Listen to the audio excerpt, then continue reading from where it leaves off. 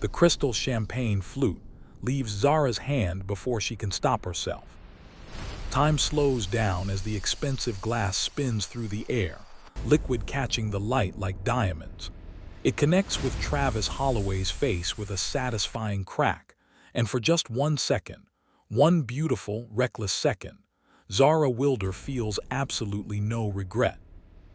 The ballroom goes silent. 300 werewolves, the most powerful shifters on the East Coast, all turn to stare. And Zara, she's already walking away, her silver dress catching the light, her head held high even though her entire future just shattered along with that glass. Behind her, Travis is sputtering, expensive champagne dripping down his smug face. Around them, phones are coming out. By tomorrow, every pack in North America will know that Zara Wilder just threw a drink at her fiancé in front of everyone who matters. Her pack elder is going to lose his mind. Her brother is going to give her that disappointed look. And in 3 months, when she hasn't found a replacement mate, she's going to lose everything her family built. But here's the thing about Zara Wilder. She'd rather lose it all than spend one more second pretending that man deserved her respect. What she doesn't know yet is that someone's been watching. Someone who needs her just as desperately as she needs him. Someone whose perfect smile hides a secret that's literally killing him. And in about 30 seconds, he's going to make her an offer that will change everything. But we're getting ahead of ourselves. Let's back up 6 hours to when Zara's night started falling apart. The council chamber smells like old wood and older wolves. Zara sits perfectly still in the high-backed chair, her spine straight, her hands folded in her lap. She learned a long time ago that showing emotion in front of the elders is like showing weakness to predators. Elder Morrison clears his throat. He's a big man, built like he spent his youth breaking things, with gray hair and a face that hasn't smiled since the 90s. The council has met, Morrison announces, his weathered face unreadable. And we have excellent news, Alpha Wilder. Zara raises a single eyebrow. In her experience, when old men say they have excellent news for a woman, it's usually terrible. Travis Holloway has generously agreed to become your mate, Morrison continues. For a second, Zara just blinks. Then she laughs sharp and bitter. I'm overwhelmed by his charity, she says flatly. To think, a beta willing to lower himself to mate with an alpha, the sacrifices he makes.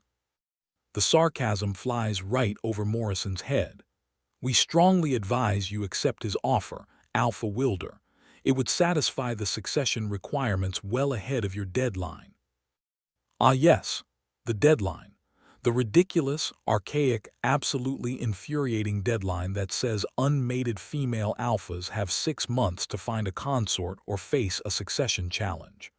Because apparently, having the strongest wolf in the pack isn't enough if you don't have a man attached to your hip. Male alphas can stay single for decades, but Zara, she gets 6 months. And Travis Holloway is no ordinary beta, Morrison adds, like he's selling her a used car. He serves directly under the Kang pack. Do you understand what that means? Zara drums her fingers on the armrest, her jaw tight. Oh, she understands perfectly. The Kang pack controls half the Eastern Territory. Their protection alone could secure her borders for generations. And more importantly, their resources could save her pack from the financial nightmare her father left behind when he died. She has 3 months left to find a mate or lose everything her family built over 4 generations.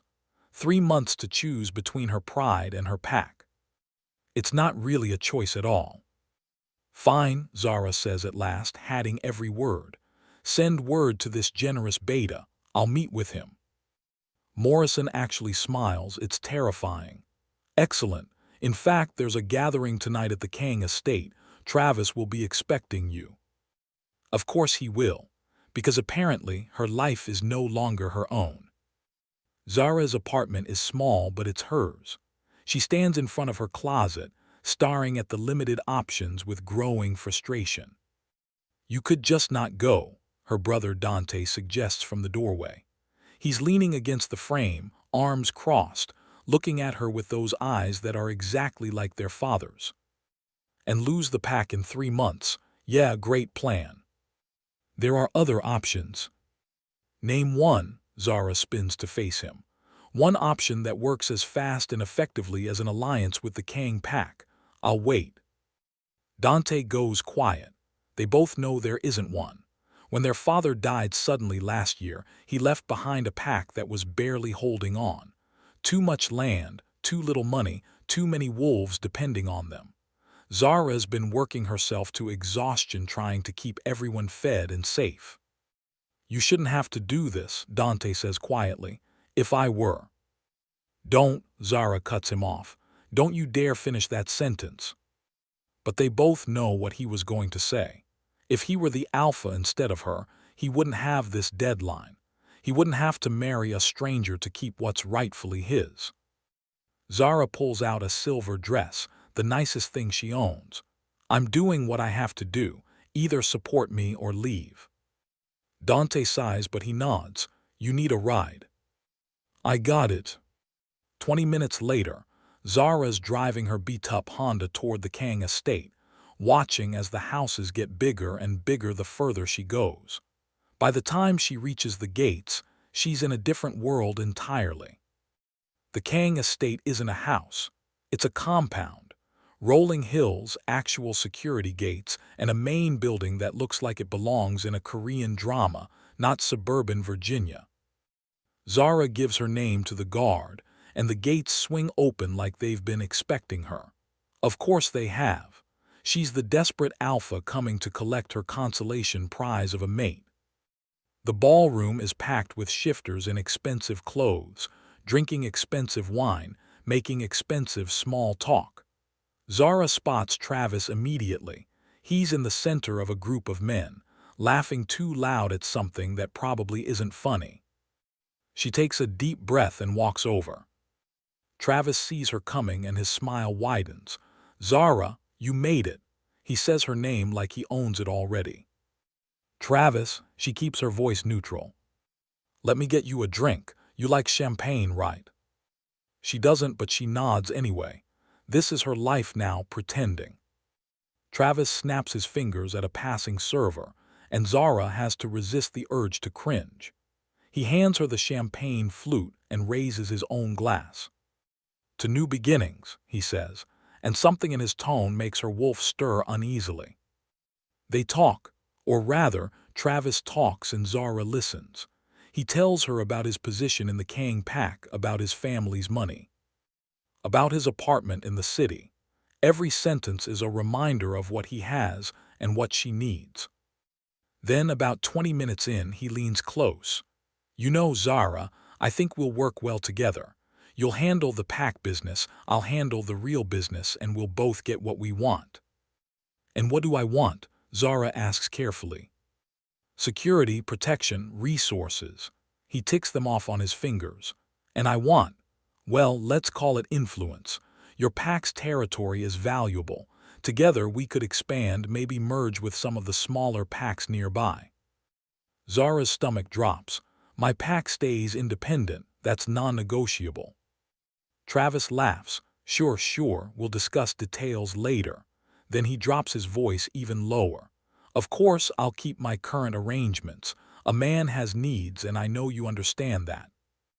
Zara goes very still. Arrangements. My girlfriend. Well, mistress now, technically. He says it like it's nothing, like he's discussing the weather. But don't worry, I'm discreet. Plenty of alphas have side pieces in marriages like ours. You're a modern woman, you get it. The champagne glass is getting very tight in Zara's hand. So I can have lovers too, she asks, her voice deadly calm. Travis's expression hardens immediately. Of course not. I'm not raising another man's bastard child. He looks around at the nearby men and actually laughs like he's made a joke. Several of them chuckle in response. That's when Zara realizes this isn't just Travis being terrible. This is normal to them. This is what they think she deserves. You know what, Travis says, still smiling, still clueless. Why don't you fetch me another drink, sweetheart? Let's start practicing for our future. The champagne leaves her hand before the thought fully forms.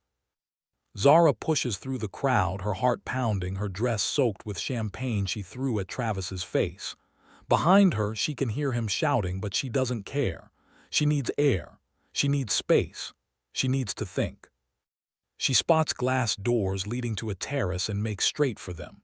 Her eyes are locked on the exit, on freedom, on anywhere but here. Which is why she doesn't see the man until she crashes directly into him. Cold wetness soaks through her dress as red wine splashes across the silver silk. The sharp smell of expensive alcohol fills her nose, along with something else, sandalwood and rain and something distinctly masculine. "Shit," Zara mutters, staring down at the spreading stain. "My apologies for your dress," comes a smooth, deep voice with just a hint of an accent.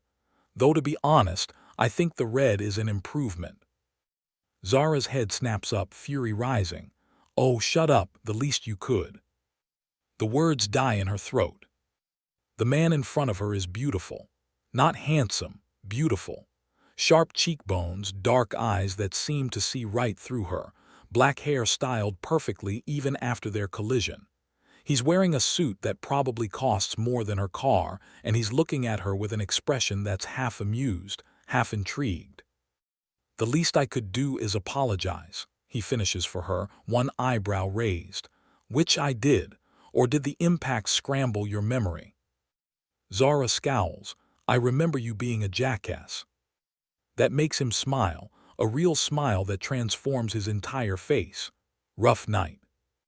"What gave me away? The red wine I'm wearing or the—" "Zara," Travis's voice cuts through the crowd. "Stop making a scene." The beautiful stranger's eyes flicker past her, and something in his expression shifts. Not much, but enough that Zara notices. Travis arrives, his face still splotchy with champagne and anger. But when he sees who Zara's talking to, he goes pale. "Apologize to my alpha right now," Travis hisses at Zara, his voice tight with panic. Zara blinks. "You're what?" Because that's when it clicks. The expensive suit, the way the crowd had parted for him earlier, the subtle deference in Travis's tone. This isn't just some random wealthy wolf. This is Minjun Kang, the alpha, the head of the Kang pack, the man whose signature on a treaty could make or break 1,000 deals, whose family fortune could buy and sell her entire territory 3 times over. The man she just called a jackass. "I apologize, Alpha Kang," Travis says, bowing his head slightly. "My future Luna can be a bit emotional." "I am not your future Luna," Zara snaps, rounding on Travis, "and the engagement is off." The words ring out in the sudden silence. Zara feels every eye in the immediate area lock onto them. She can practically hear the gossip spreading like wildfire. Travis grabs her wrist. "You can't break this engagement over my mistress. You'll lose your position without me, Zara." "And you'll lose that hand if you don't let go of me," Zara replies, her wolf rising to the surface, making her eyes flash gold. Travis's grip tightens, his own wolf responding to the challenge. "Your pack will suffer for your pride." In one smooth motion, Zara twists his wrist back at an angle that makes him yelp and release her. She's been training since she was 5. Travis might be bigger, but she's faster and better trained. "Interesting," Minjun Kang says, his voice cutting through the tension. He takes a leisurely sip from a new glass of wine. "Where did he get that?" Examining Travis over the rim. "You speak of her pride, Travis, when you seem to have forgotten yours somewhere. Your mistress's bed, perhaps." Travis's face goes from red to purple. "Alpha Kang, with all due respect." "So you admit she's due some respect then?" Minjun cuts in smoothly, gesturing to Zara with his wine glass. "Good, because she's the alpha here, not you." The silence that follows is deafening. Zara stares at Minjun Kang, trying to figure out his angle. Men like him don't defend women like her without a reason. Everything is a transaction in their world. I'd rather lose my position than spend one more minute pretending you're worth the air you breathe, Travis, Zara tells her now ex-fiancé. She turns on her heel and walks away, her head high even as her stomach churns with anxiety. She just torpedoed her last chance at an alliance. In 3 months, the council will challenge her claim. She'll lose the pack, the territory, everything. But at least she'll lose it with her dignity intact. Ms. Wilder, wait. Zara turns to find Minjun Kang following her, that infuriating almost smile still playing on his lips. What? She snaps, too exhausted for politeness. Where are you going? Home. In case you missed it, I just ended my engagement with the only potential mate my council managed to find me. I didn't miss it, Minjun says, falling into step beside her. Quite the exit, very dramatic, I approve. Zara stops walking and turns to face him fully. Was there something you wanted, Alpha Kang, or are you just here to mock me? Call me Minjun, he says, then more seriously.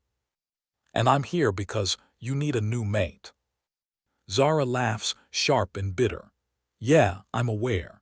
You know anyone willing to tie themselves to a broke alpha with a failing pack in 3 months to find a solution?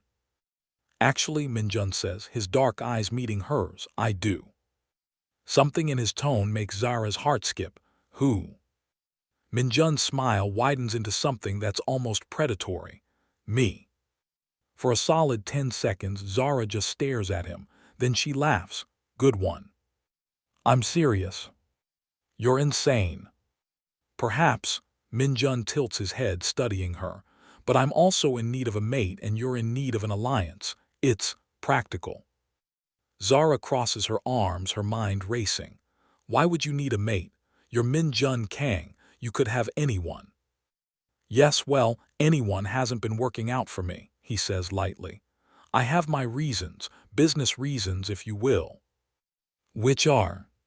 He hesitates just for a second. I need a mate to secure a seat on the National Council.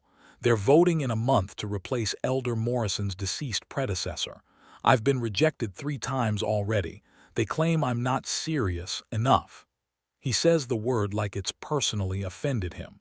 Taking a mate would prove I'm ready for responsibility. That actually makes sense. Minjun Kang is known for being brilliant, but also for being a playboy. The old wolves on the council would hate that. Okay, Zara says slowly, but why me? Minjun's expression shifts, becoming more serious. Because you need this for business reasons too. You don't want a real marriage any more than I do. He pauses. Unless, of course, you've fallen madly in love with me in the last 5 minutes. Definitely not, Zara replies. Good, Minjun nods.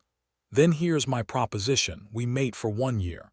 I get my council seat, you get legitimacy, and your pack gets the full protection and resources of the Kang pack. After a year, we break the bond and divorce. You keep the alliance benefits permanently. I'll sign a contract guaranteeing it. Zara's mouth actually drops open. Breaking a mating bond is possible, but it's dangerous. It's painful. Most wolves who try it end up with severe psychological damage. You're crazy, she says. Perhaps, Minjun agrees, but it could work. And the terrible thing is, he's right. With the Kang pack's protection, her pack would be secure forever. The council couldn't challenge her. Her people would be safe. But at what cost? What about the bond? She asks carefully. Breaking it could drive us both insane. We won't let it set too deep, Minjun says. After the initial mating ceremony and a brief honeymoon period for appearances, we'll live separate lives, barely see each other. The bond can't deepen if we're not together. You've really thought this through. I have. His dark eyes are steady on hers. This benefits both of us, Zara. You get security, I get credibility, and in a year we both get our freedom back.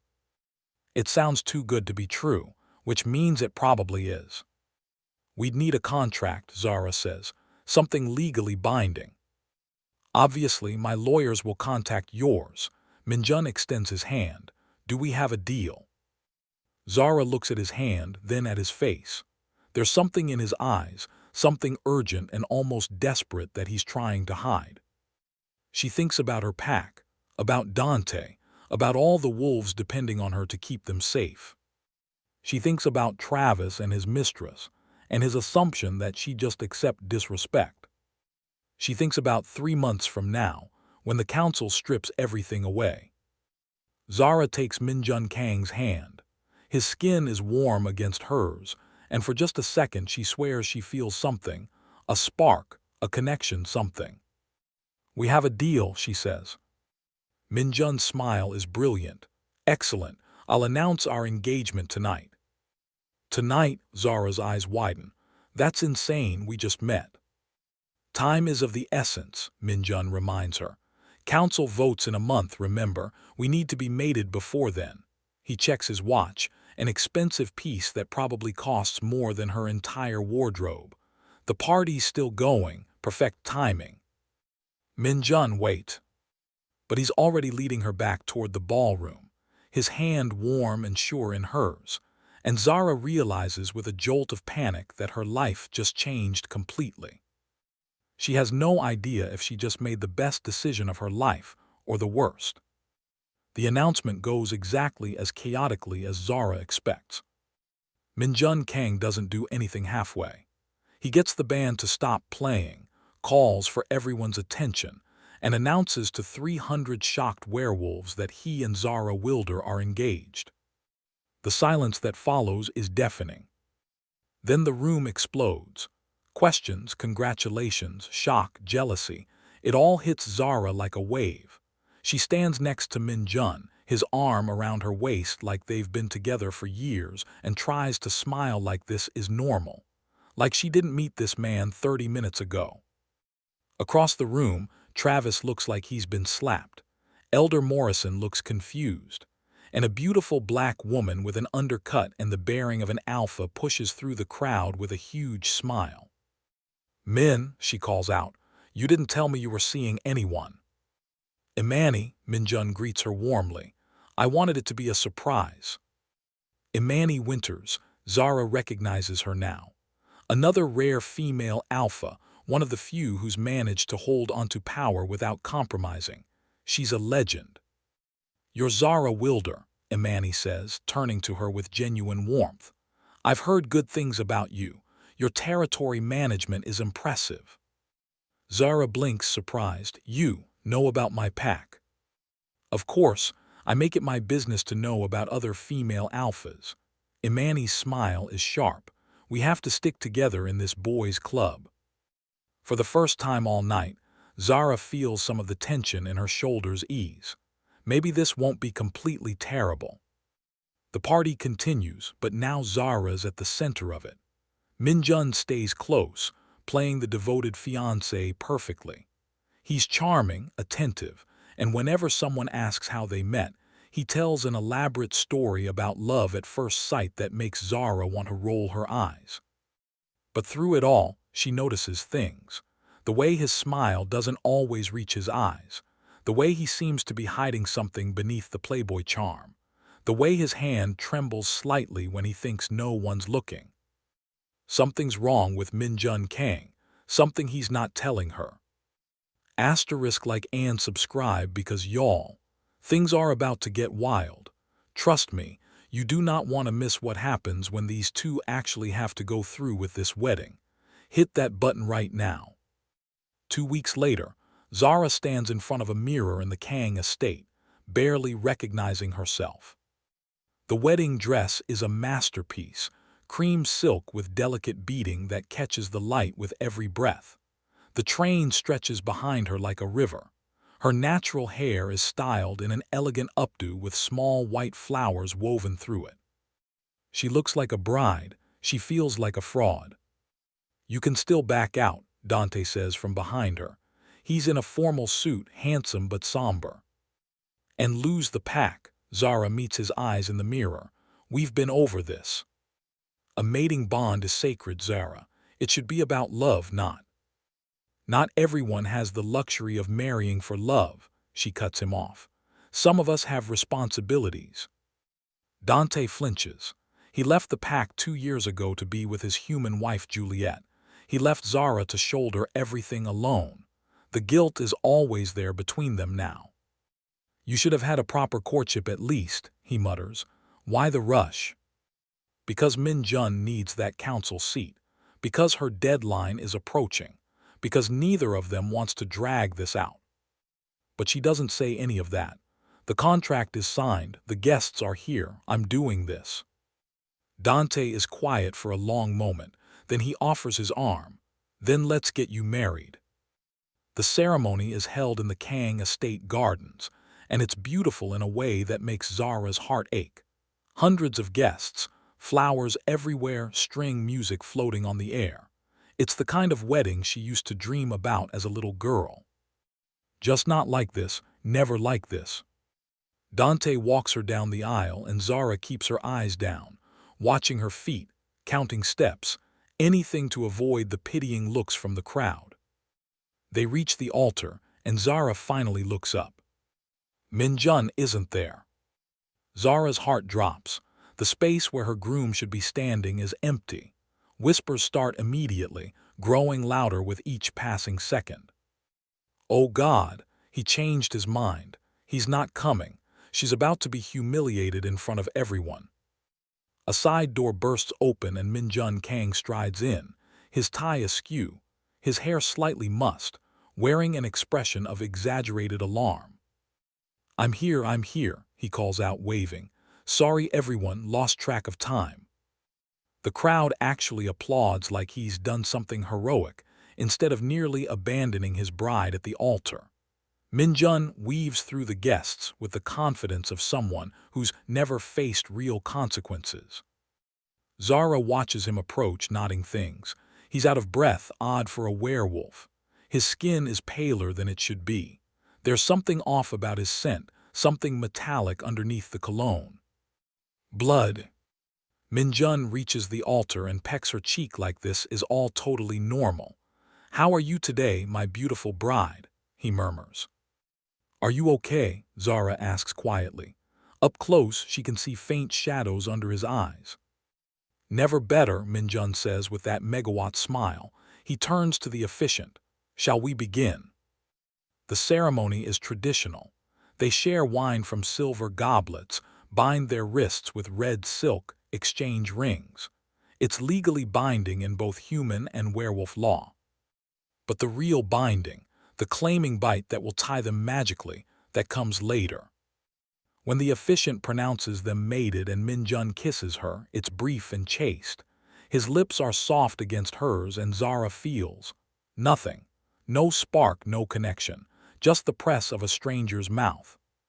Good, that's good. This is business, that's all it is. We gather in the sacred tradition of our ancestors to witness the claiming bite that will bind these alphas in body, spirit, and magic. Zara stands in a private chamber of the Kang estate, her heart pounding so hard she can hear it. The room is small, intimate, with only the officiant and 2 witnesses present, Imani for her, and a handsome wolf named Kai Blackwood for Min Jun. In moments, she'll be bound irrevocably to Min Jun Kang. The claiming bite isn't something you can fake. Once they mark each other, they'll be connected in ways that go beyond words. They'll feel each other's emotions, sense each other's pain. The bond will tie them together until they break it. If they can break it. Now please step forward, the officiant instructs. Min Jun takes her hands, still wearing those leather gloves he's had on all day. His dark eyes meet hers, and for once, he's completely serious. The female traditionally begins, the officiant says. Zara freezes. Her wolf is going crazy inside her, sensing what's about to happen. Every instinct is screaming at her to run, to fight, to do anything but bond herself to a stranger. Would you prefer I go first? Min Jun murmurs, reading her hesitation. Zara nods, not trusting her voice. Min Jun steps closer, unbuttoning the collar of his shirt to expose his throat, a sign of trust among wolves. One hand rests on her hip, the other cradles the back of her head. Zara, he whispers. Yes. His teeth sink into the curve of her neck. Pain, sharp and brilliant, bursts through her. Zara gasps, the sound echoing in the quiet room, but the pain melts quickly, turning into something else. Heat, connection, a golden thread spinning out from her to him, tying them together. The bond ignites. Suddenly, Zara can feel everything. The taste of her blood on his tongue, the rush of heat through his body, the way his control wavers as the magic takes hold.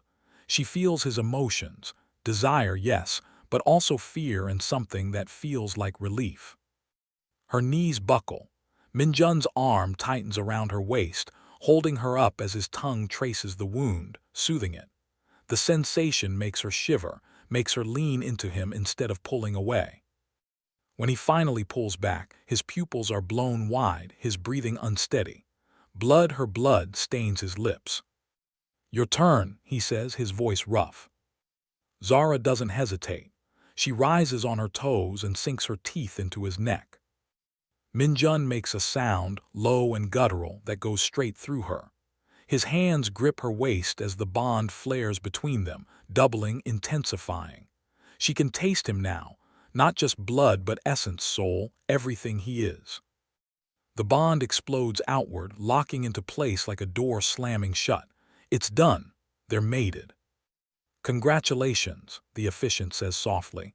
"May your union be blessed. I'll leave you to settle the bond in private." The door clicks shut, leaving them alone.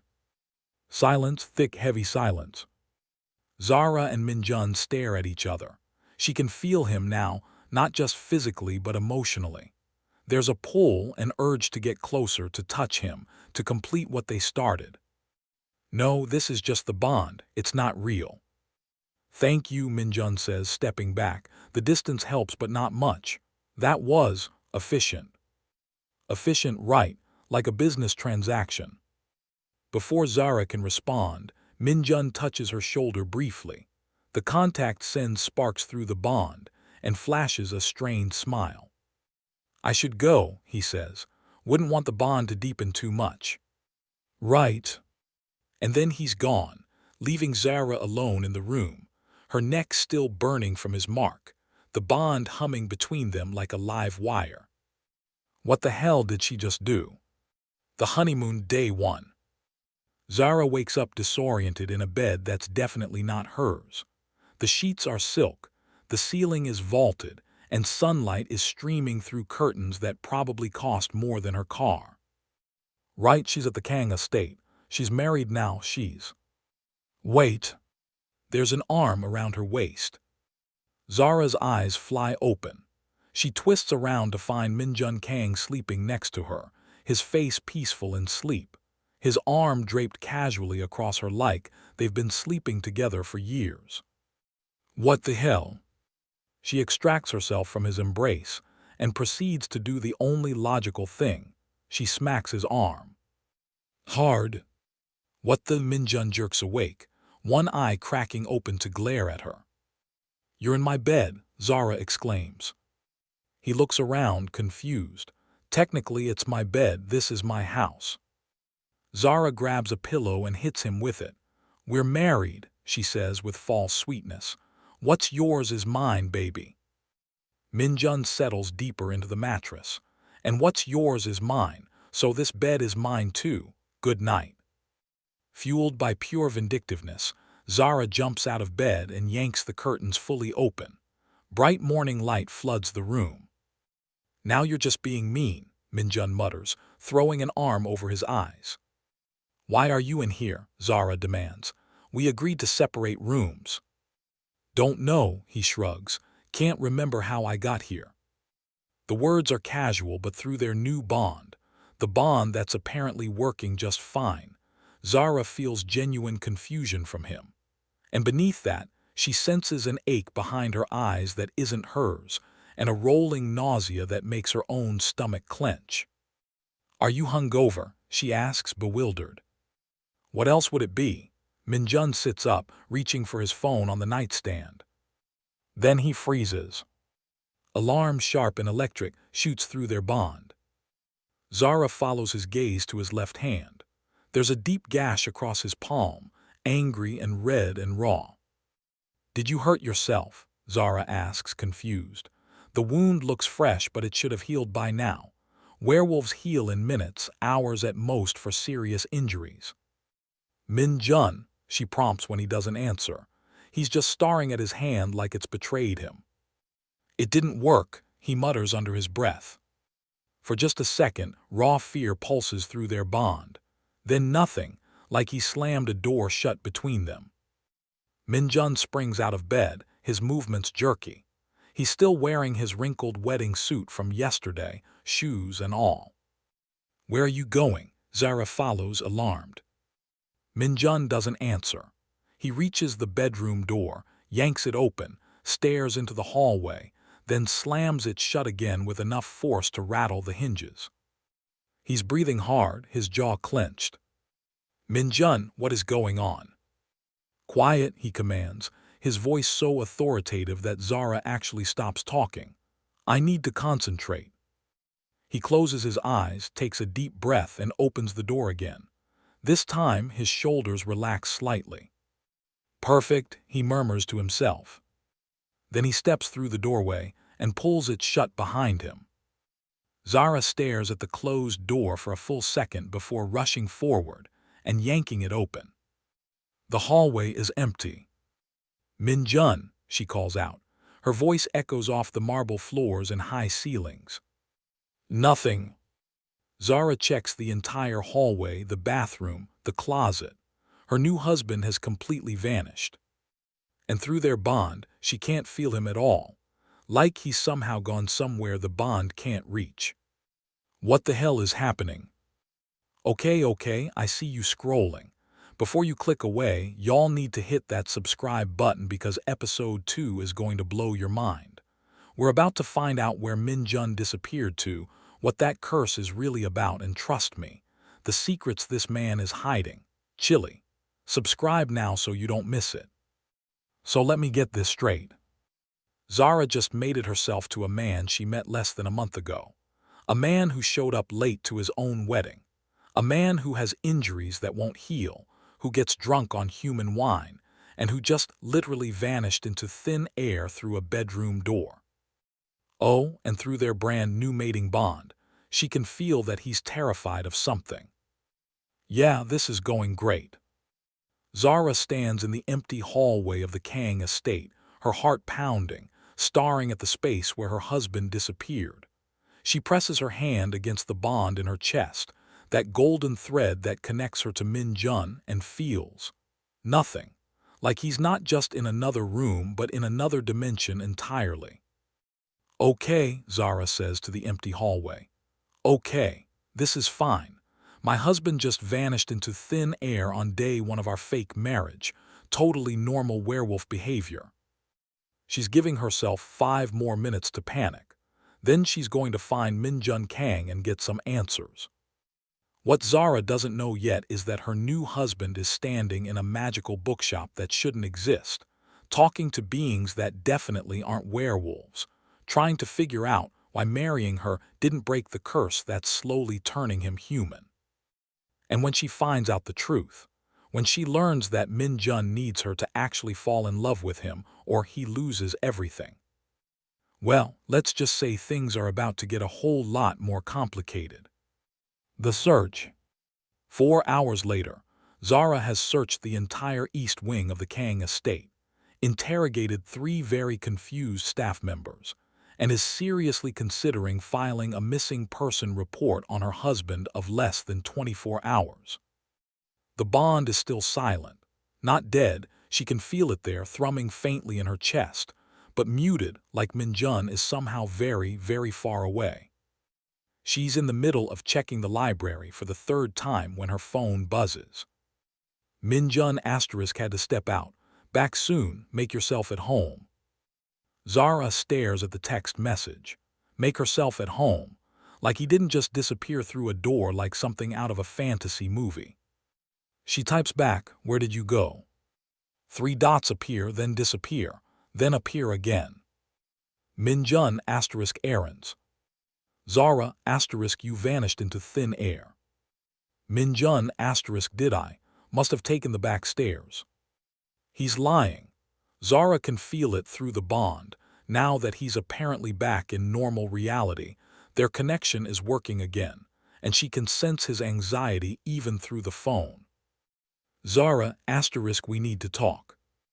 Minjun, absolutely. Tonight, I promise. Right now I need to handle something. And then he stops responding. Zara resists the urge to throw her phone across the library. Instead, she takes a deep breath and does what she always does when she's stressed. She goes for a run. The estate grounds. The Kang estate grounds are massive. Like, obscenely massive. There's a private forest, a lake, and what appears to be an actual vineyard. Zara shifts into her wolf form, a sleek brown wolf with golden eyes, and runs. The wind in her fur feels good, clean, simple. For a few minutes, she can pretend her life isn't completely insane.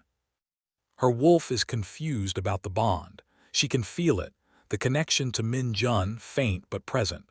Her wolf wants to find him, to be near him. That's what mated wolves do, but Zara's human side knows better. This isn't real, it's business. She can't let herself forget that. She's circling back toward the estate when she catches an unfamiliar scent. Another wolf, female, powerful. Zara shifts back to human form. Thank God she wore athletic clothes, and finds Imani Winters sitting on a bench near the lake, looking amused. Nice run, Imani asks. What are you doing here? Zara asks, not unkindly. She likes Imani, but she's not in the mood for company. Minjun asked me to check on you, Imani says. Make sure you're settling in okay. Of course he did. Can't be bothered to check on his own wife, but he'll send someone else to do it. I'm fine, Zara says tightly. Imani pats the bench next to her. Sit, talk to me. Zara hesitates, then sits. The lake is beautiful, pristine and calm, reflecting the sky like glass. Marriage is an adjustment, Imani says carefully, especially when it's strategic. Zara snorts. Is that what we're calling it? I know something about strategic partnerships, Imani says. I mated for political reasons too. It's not easy. Zara looks at her surprised. Really? Really? Imani's smile is sad. Sometimes we do what we have to do for our packs. Doesn't mean it doesn't hurt. They sit in silence for a moment. Then Zara asks the question that's been eating at her. Does it get easier? Depends, Imani says. Are you asking if the bond gets easier to ignore or if pretending gets easier? Both. Imani considers this. The bond won't get easier to ignore. If anything, it'll get harder. As for pretending, she shrugs. Eventually, you might not have to pretend anymore. Zara frowns. What do you mean? I mean, Imani says gently, that sometimes the line between business and real feelings gets blurry, especially with a mating bond involved. That's not going to happen, Zara says firmly. This is temporary. 1 year, then we're done. Imani gives her a look that says she's heard that before. If you say so. They talk for a while longer. About packs, about the challenges of being female alphas, about everything except Min Jun. When Imani finally leaves, Zara feels a little less alone.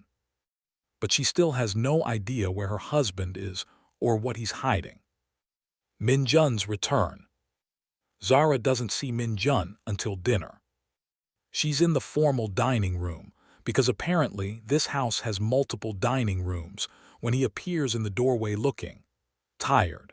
The shadows under his eyes are deeper, and there's a tightness around his mouth that speaks of pain. Hey, Minjun says, offering a smile that doesn't reach his eyes. Sorry about this morning. Had to handle some unexpected business. Business that involves vanishing into thin air, Zara asks pointedly. Minjun's smile falters. I took the back stairs. Stop lying to me. The words hang in the air between them. Through the bond, Zara feels Minjun's conflict, the urge to tell the truth warring with the instinct to protect himself. Finally he sighs. You're right, I'm sorry, can we eat first? Then I'll explain everything, I promise. Zara studies him. He looks genuinely exhausted, and through the bond, she can feel that he's not trying to dodge her. He's just overwhelmed. Fine, she says, but you're going to tell me what's really going on, all of it. Deal. Dinner is surprisingly normal. The food is incredible. Apparently, Min Jun has a private chef, and they make small talk about the wedding, about Zara's pack, about nothing important. It almost feels like a real date. Almost. But Zara notices things. The way Min Jun's hand trembles slightly when he reaches for his wine glass. The way he winces when he thinks she's not looking. The way he's wearing gloves again, hiding that wound that still hasn't healed. Something is very, very wrong. After dinner, Min Jun leads her to a private sitting room. It's cozy.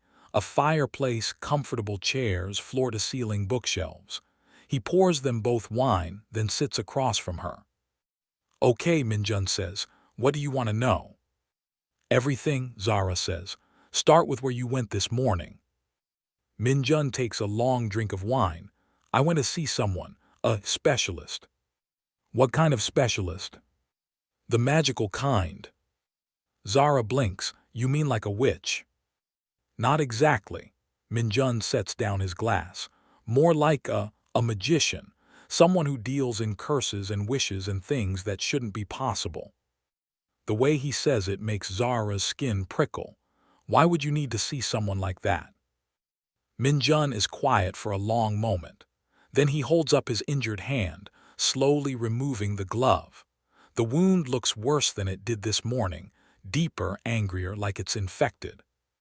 Because I'm dying, Min Jun says simply. Well, not dying exactly, but I'm losing my wolf, losing my power, losing everything that makes me who I am.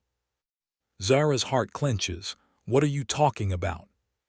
And then Min Jun tells her everything. The curse, REVLED. My great-great-grandfather was an asshole, Min Jun begins, which is not how Zara expected this story to start. Okay, she says slowly. I mean it. By all accounts, he was brilliant but ruthless, built the Kang fortune on the backs of people he considered beneath him, and one of those people was a witch. Zara leans forward. What did he do? Cheated her out of land that was rightfully hers.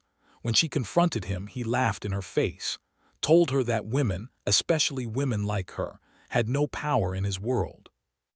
Women like her, Zara asks. She was black, Min Jun says quietly. Korean society wasn't exactly welcoming to outsiders back then. Still isn't in a lot of ways. My great-great-grandfather used that against her, made sure no one would believe her claims over his. Zara's stomach twists. She knows that story. She's lived that story in different forms her whole life. So she cursed him, Min Jun continues. Cursed every firstborn Kang for generations. On their 30th birthday, they lose their wolf, lose their power, become fully human. He laughs bitterly. Poetic, right? He took her power away, so she took ours. How do you break it? Zara asks, though she's starting to suspect she knows the answer. By finding true love before turning 30. Min Jun meets her eyes. Not just a mate, not just a bond, true love. Real, genuine, can't live without you love. Zara's heart sinks. When's your birthday? 2 months from now. 2 months. He has 2 months to fall in love or he loses everything. That's why you needed a mate so desperately, Zara says. Why you made that deal with me. I thought it would work, Min Jun says, and through the bond, Zara feels his frustration and fear. My father told me I just needed to mate before 30. He never said anything about love. I thought the bond would be enough. But it's not. No, Min Jun looks down at his injured hand. The curse is specific. It wants true love, not a contract, not a business arrangement. He laughs, but there's no humor in it. Turns out you can't cheat true love. Zara sits back, her mind racing. Everything makes sense now. The injury that won't heal, the hangover from human wine, The way he looked so desperate when he proposed their arrangement. He thought he was saving himself. Instead, he's still cursed. So what happens now? Zara asks carefully. Minjun looks up at her, and for the first time, she sees real vulnerability in his eyes. Now I need to ask you something, and I need you to hear me out before you say no. Okay. I need you to fall in love with me. Y'all, I cannot handle this level of mess. This man really thought he could business transaction his way out of a love curse. The audacity. But also, I'm low-key invested now. If you are too, you better hit that like button and subscribe because episode 3 is going to test everything. Don't say I didn't warn you. The proposition. For a solid 10 seconds, Zara just stares at Minjun, then she starts laughing. You're joking, she says. I'm not. You want me to fall in love with you, on command, like it's something I can just decide to do. Not on command, Minjun says quickly. I'm asking if you'd be willing to try to give us a real chance. Zara stops laughing. Minjun, we barely know each other. I know, but we have time, 2 months, and we're already bonded, already married. We could. Could what? Force feelings that aren't there. Zara stands up, packing. That's not how love works. I know that. Minjun stands too, running a hand through his hair in frustration. God, Zara, I know that, but I'm asking anyway because I'm desperate and I don't know what else to do. Through the bond, Zara feels his panic, his fear. It's real and raw and it makes her chest ache. What about you? She asks quietly. Minjun blinks. What? You're asking me to fall in love with you, but what about you? Are you going to fall in love with me? Minjun opens his mouth, then closes it. I don't know. I've never been in love before. I don't know if I'm capable of it. That's not exactly reassuring. I know, Minjun steps closer, but I'm willing to try if you are. Zara looks at him, really looks at him. At the exhaustion in his eyes, the injury on his hand, the fear he's trying so hard to hide. She thinks about the curse, about the witch who was wronged, about karma coming full circle. And she thinks about the bond between them, already pulsing with emotions that aren't entirely fake. This is insane, Zara says. Completely, Minjun agrees. If I do this, if I even consider this, I need you to be honest with me. No more disappearing, no more secrets.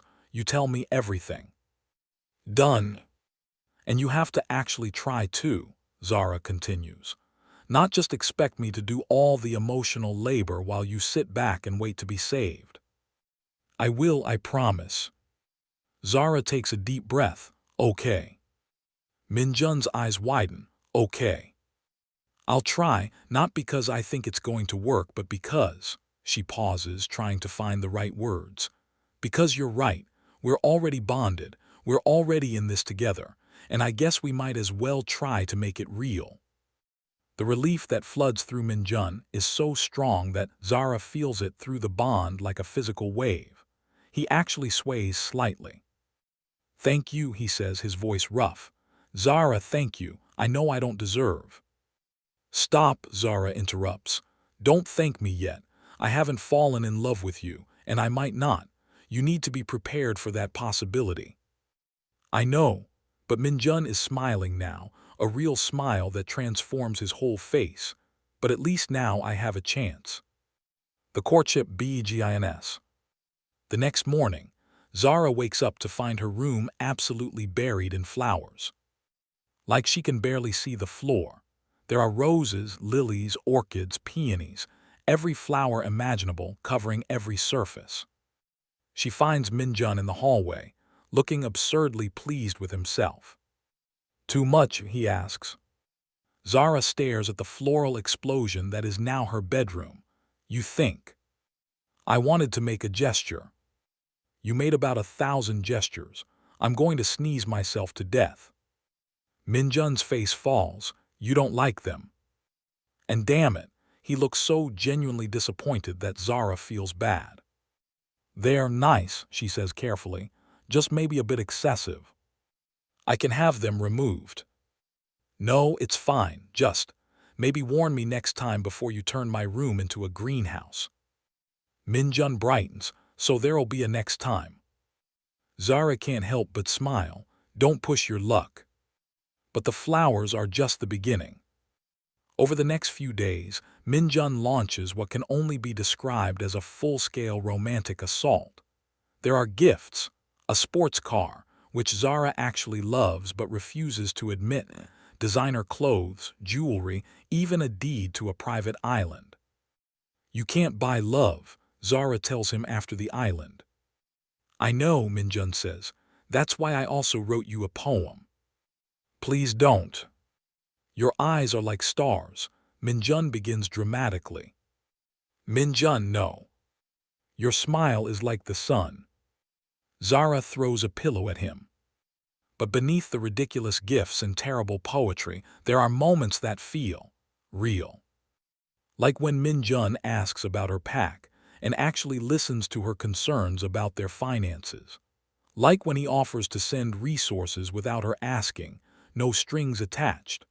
Like when he finds her stressed about paperwork one night and sits with her for hours, helping her sort through contracts and budgets. You're good at this, Zara says, surprised, as Minjun explains a complicated financial structure. I run a multi-billion-dollar company, Minjun says with a grin. I'd better be good at paperwork. No, I mean, you're good at helping, at being here. Minjun's smile softens. I want to be here, Zara. I want to know about your life, your pack, everything that matters to you. And through the bond, Zara feels that he means it. Growing closer. A week into their real marriage attempt, Zara finds herself actually enjoying Minjun's company. He's funny, like genuinely funny, with a dry wit that catches her off guard. He makes her laugh during breakfast with his commentary on the stuffy werewolf politics. He challenges her to races in wolf form and doesn't even get mad when she wins every time. He asks her opinion on things and actually values her answers. And the bond between them is growing stronger. Zara can feel him now, even when they're in different parts of the house.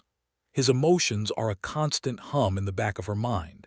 Anxiety about the curse, yes, but also genuine happiness when he's with her. It's confusing. This was supposed to be fake, business, but it's starting to feel like something else entirely. One night there in the kitchen, Minjun insisted on cooking, which Zara found hilarious until she tasted his food and realized he's actually amazing at it. My mother taught me, Minjun explains, stirring something that smells incredible. She said a man who can't cook is a man who can't take care of himself. Smart woman. She was. Minjun's expression goes sad. She died when I was 15. I'm sorry, Zara says softly. It's okay. Well, not okay, but it was a long time ago. Minjun adds something to the pot. What about your parents? Mom died when I was 12, cancer. Dad died last year, heart attack. That's why you became alpha so young. Yeah, Zara watches him cook, surprised by how domestic this feels. He left behind a mess, honestly. The pack was struggling financially. That's part of why I needed the alliance so badly. Minjun turns to look at her. You don't have to worry about that anymore. I meant what I said. Your pack is under Kang protection permanently, no matter what happens with us. Even if I don't fall in love with you. Even then, Minjun holds her gaze. That part of our deal stands, Zara. I'm not going to punish your pack because the curse doesn't break. Something warm unfurls in Zara's chest. Thank you. They eat dinner together and it's easy, comfortable. Minjun tells her stories about growing up in Seoul, about his overbearing aunts and his childhood friends. Zara finds herself opening up too, telling him about Dante, about the pressure of being a female alpha, about her fears. When Minjun reaches across the table and takes her hand, Zara doesn't pull away. I know this started as a business arrangement, Minjun says quietly, but I'm glad it's becoming something more. Even if the curse never breaks, I'm glad I met you, Zara. Through the bond, Zara feels his sincerity, and she realizes with a start that she feels the same way. Me too, she admits. The first real moment. The shift happens on a random Tuesday afternoon. Zara's in the library, curled up in a chair with a book, when Minjun appears with 2 cups of coffee. "Thought you might want this," he says, handing her one. "It's perfect, exactly how she likes it with just a little cream and no sugar," he remembered.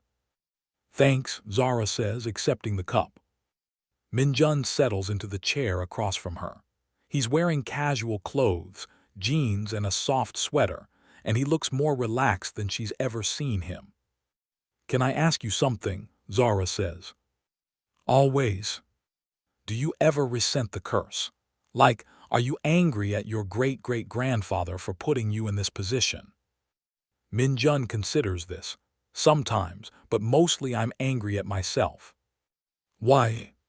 "Because I wasted so much time," Minjun says. "I could have looked for love years ago. Instead, I built walls, kept people at a distance, convinced myself I didn't need anyone. And now I'm running out of time and I'm realizing everything I missed." Zara's heart aches for him. "You're not alone anymore." "I know," Minjun's eyes meet hers. "That's the best part of this whole mess, finding you." The moment stretches between them, charged and tender. Zara feels the pull through the bond, not just magical but emotional. The urge to close the distance, to touch him, to let this be real. "Minjun," she starts, not even sure what she's going to say. But then his phone rings. Minjun glances at it and his expression changes. "I have to take this. Business." He steps out and Zara's left alone, her heart racing, wondering what she was about to do. That night Zara can't sleep. She keeps thinking about Minjun, about the way he looked at her in the library, about how the bond hums contentedly when they're together, about how she's starting to feel things that definitely weren't part of the plan. Is she falling for him, actually falling for him? The thought terrifies her. She gets out of bed and wanders the house, eventually finding herself in Minjun's wing. She's about to turn back when she hears voices, Minjun on the phone, speaking in rapid Korean. Zara doesn't speak Korean, but she doesn't need to. The emotion in Minjun's voice is clear: frustration, anger, fear. Then he switches to English. "I don't care what the elders say. Zara's pack stays independent. That's not negotiable." Silence. "No, I won't use my position to pressure her into a merger. That's not why I married her." Zara's heart skips. He's protecting her pack's autonomy, even when he doesn't have to. "Because I care about her," Minjun's voice rises. "Because this stopped being about the curse weeks ago and he cuts himself off." Zara holds her breath. "I don't know," Minjun says quietly. "I don't know what I feel, but it's more than I've ever felt before, and that has to mean something." Zara backs away slowly, her mind reeling. He cares about her, actually cares. And God help her, she cares about him too. Okay, stop. Do not scroll past this without subscribing, because what I'm about to tell you is wild. Episode 3 is where everything comes to a head. The curse deadline approaches, feelings get real, and somebody's about to make a confession that changes everything. Hit that subscribe button now, or you're gonna be out here looking crazy when your friends are talking about what happened and you missed it. The breaking point. 3 weeks into their marriage, Minjun collapses. Zara's in the garden when she feels it through the bond, sharp, blinding pain, then nothing. Just emptiness where Minjun's presence should be. She runs. She finds him in his office, on the floor, his skin pale and clammy. The wound on his hand has spread, dark veins creeping up his arm. "Minjun." Zara drops to her knees beside him, her hands shaking. "Minjun, talk to me." His eyes flutter open. "Hey, beautiful," he murmurs. "Sorry, didn't mean to scare you." "What happened?" "Curse is progressing faster than I thought." Minjun tries to sit up and winces. My wolf is almost gone, can barely shift anymore, can't heal, I'm running out of time. Zara's throat tightens. How long? A month, maybe less. A month, 4 weeks, not enough time, not nearly enough time. We'll figure this out, Zara says fiercely. We'll find another way to break the curse. There has to be.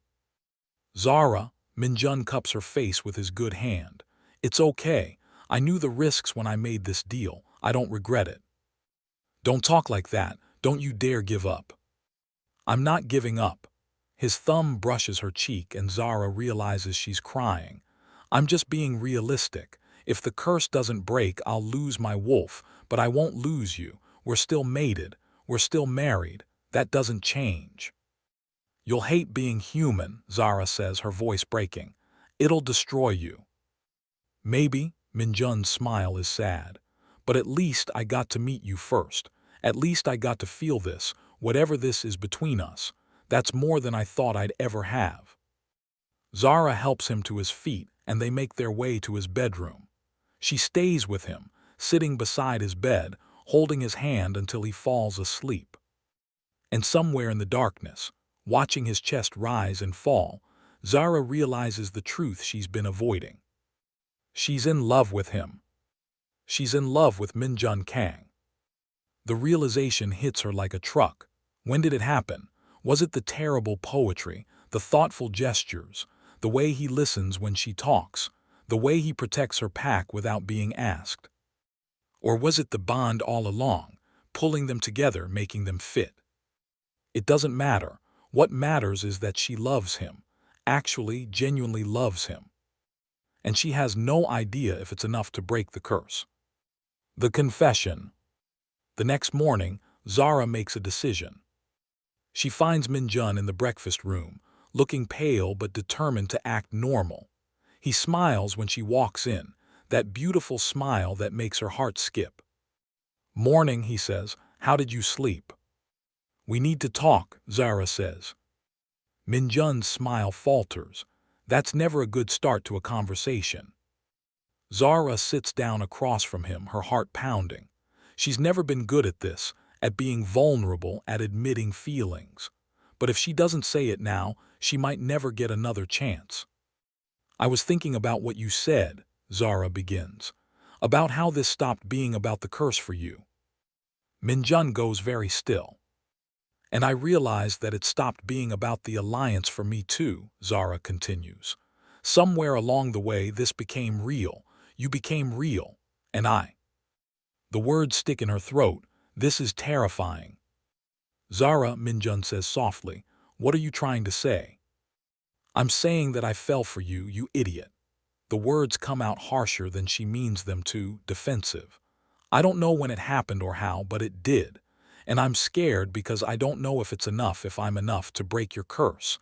But I needed you to know. I needed you to know that this is real for me. The silence that follows is the longest of Zara's life. Then Minjun stands up, walks around the table and pulls her into his arms. Say it again, he whispers into her hair. I love you, Zara says, and this time it comes out easier. I love you, Minjun. She feels it the moment the words leave her mouth, a shift in the bond, like something clicking into place. The connection between them flares bright and warm, stronger than it's ever been. Minjun pulls back to look at her, his eyes wide. Zara, look. He holds up his injured hand. The wound is healing. Slowly but visibly, the dark veins receding, healthy color returning to his skin. Oh my God, Zara breathes. It's working. It's working, Minjun repeats, wonder in his voice. Then he's kissing her and it's nothing like the chaste kiss at their wedding. This is real, desperate, full of relief and joy and love. When they finally break apart, both breathing hard, Minjun rests his forehead against hers. I love you too, he says. I've loved you for weeks, I just didn't know how to say it. Didn't know if I had the right when this whole thing started as a lie. It's not a lie anymore, Zara says. No, Minjun agrees, smiling. It's not. The curse doesn't break immediately, it's a gradual process. Over the next week, Minjun's strength returns, his injuries heal, his wolf comes back stronger than before. And through it all, Zara is there. They spend their days learning each other in new ways.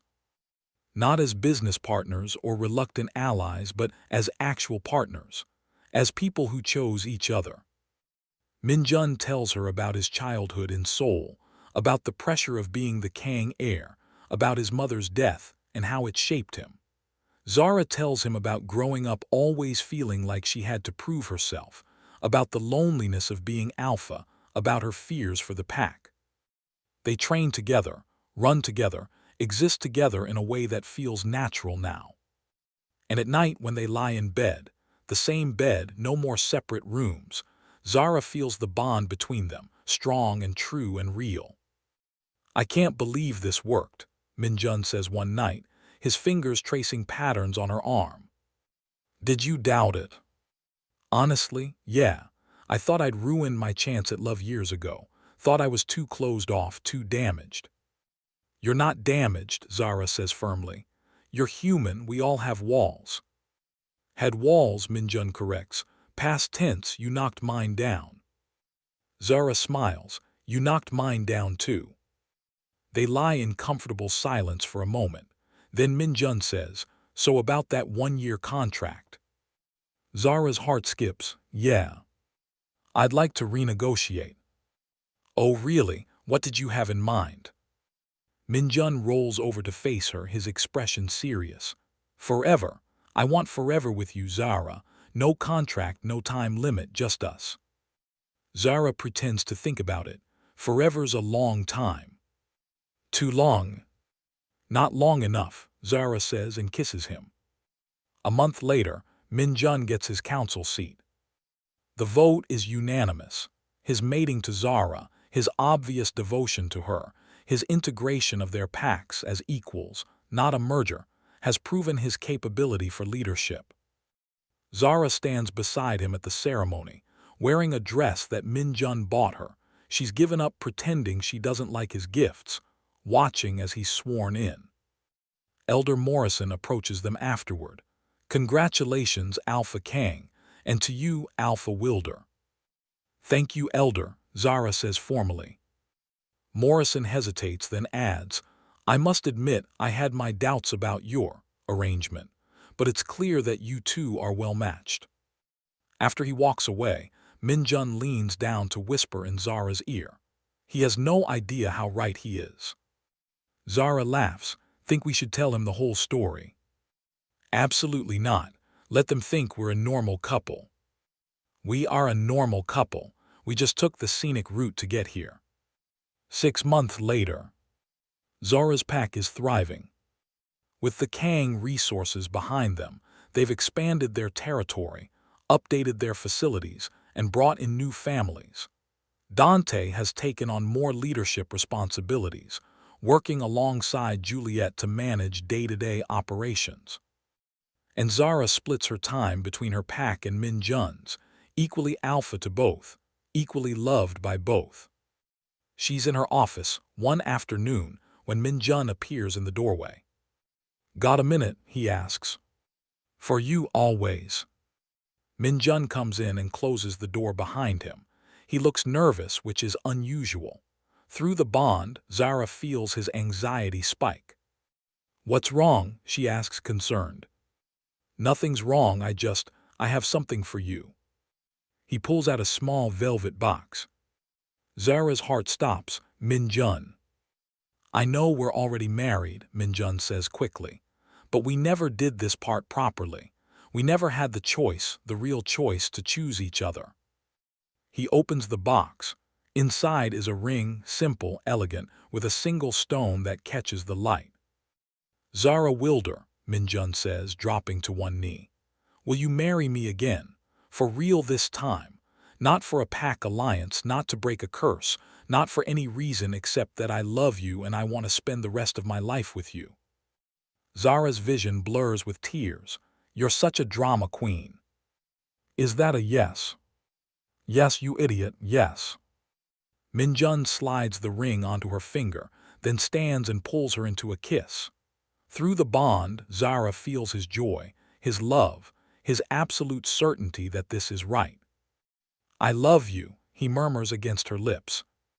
"I love you too," Zara says, "even though you're ridiculous. Especially because I'm ridiculous." 1 year later. The second wedding is smaller than the first. Just close friends and family, held in the garden of the Kang estate on a perfect spring day. Zara wears a dress she actually chose herself, white with gold embroidery, beautiful and comfortable and completely her. Minjun wears a traditional Korean hanbok, and he looks so handsome that Zara's breath catches when she sees him. This time, when she walks down the aisle, she's not counting steps or avoiding eyes. She's looking straight at Minjun, watching his face light up as she approaches. This time when they exchange vows, they mean every word. This time when they kiss, it's not for show, it's real. After the ceremony, during the reception, Imani pulls Zara aside. "I told you," Imani says with a knowing smile. "Told me what?" "That the line between business and real feelings gets blurry. Looks like you crossed it completely." Zara glances over at Minjun, who's laughing with Dante and Kai, her husband, her mate, her love. "Yeah," Zara says softly, "I guess I did." "Any regrets?" "Not a single one." Later, when the party is winding down, Minjun finds her on the terrace, looking out at the garden where they first made their deal. "What are you thinking about?" he asks, wrapping his arms around her from behind. "About how a year ago, I threw a drink at Travis Holloway and thought my life was over." Minjun laughs, "Best drink ever thrown. And then I crashed into you, literally, and you made me the most insane offer I'd ever heard. Marry me or lose everything. Yeah, I'm smooth like that." Zara turns in his arms to face him. "You know what the crazy part is?" "What?" "I'd do it all again. Every confusing, terrifying, ridiculous moment, because it led me here, to you." Minjun's expression softens. "I'd do it again too, though maybe next time I'd tell you about the curse up front." "Next time?" Zara raises an eyebrow, planning on getting cursed again. "With you, I'd risk any curse." They stand there in the moonlight, holding each other, the bond between them strong and sure. It's not the marriage they planned. It's better. Because sometimes the best love stories start with a business deal and a ridiculous proposal. Sometimes you have to fake it until you make it. Sometimes the bond you create is stronger than the one you're born with. And sometimes, just sometimes, the person you marry out of necessity becomes the person you can't imagine living without. So Minjun says, "Ready for forever?" Zara smiles. "Okay, wow. Wow. If you made it this far, if you went on this whole journey with Zara and Minjun, then you better hit that subscribe button because I've got more stories coming that are going to blow your mind. And drop a comment telling me what you thought. Did you see the love coming? Did you ship them from the start? Let me know. Until next time, remember, sometimes the best love stories start with the worst proposals. Peace." So here's where we left off. Zara Wilder finally admitted she's in love with Minjun Kang. Out loud. To his face. After weeks of pretending this was just business, after fighting her feelings, after convincing herself she couldn't possibly fall for the man she married to save her pack. And when she said those 3 words, "I love you," the curse started to break. Minjun's injuries began healing. The dark veins receded. Hope bloomed between them like a flower in concrete. They thought they'd won. They thought love was enough. They were wrong. Because here's the thing about ancient curses cast by powerful witches who were wronged. They don't break easy. Love is the key, sure. But it's not just about saying the words. It's about proving them, testing them, pushing them to the absolute limit to see if they're real. And over the next 3 weeks, Zara and Minjun are about to face tests that will make them question everything. Tests that will force them to choose between love and duty, between truth and comfort, between holding on and letting go. Tests that will show them that breaking a curse is easy compared to breaking down the walls you've spent a lifetime building. But we're getting ahead of ourselves. Let's rewind to the morning after Zara's confession, when everything seemed perfect. Spoiler alert, it's about to get a whole lot worse before it gets better. The morning after. Zara wakes up wrapped in Minjun's arms, and for the first time in weeks, she feels completely at peace. The bond between them hums contentedly, warm and strong. Minjun's breathing is steady against her neck. The morning light filters through the curtains, turning everything golden. This is what happiness feels like, Zara thinks. This is what I've been missing my whole life. Then Minjun gasps, his body going rigid against hers. Minjun, Zara turns to face him, her heart already racing.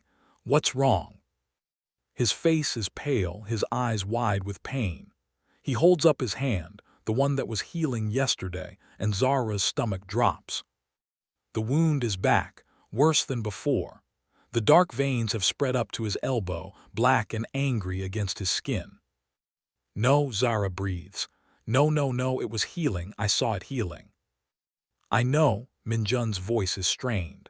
I don't understand, you said you loved me. I felt it through the bond, it was real. It is real, Zara insists, panic rising in her throat. Minjun, I meant every word, I love you, I do. But even as she says it, doubt creeps in. Does she? Really? Or is she just feeling what the bond wants her to feel?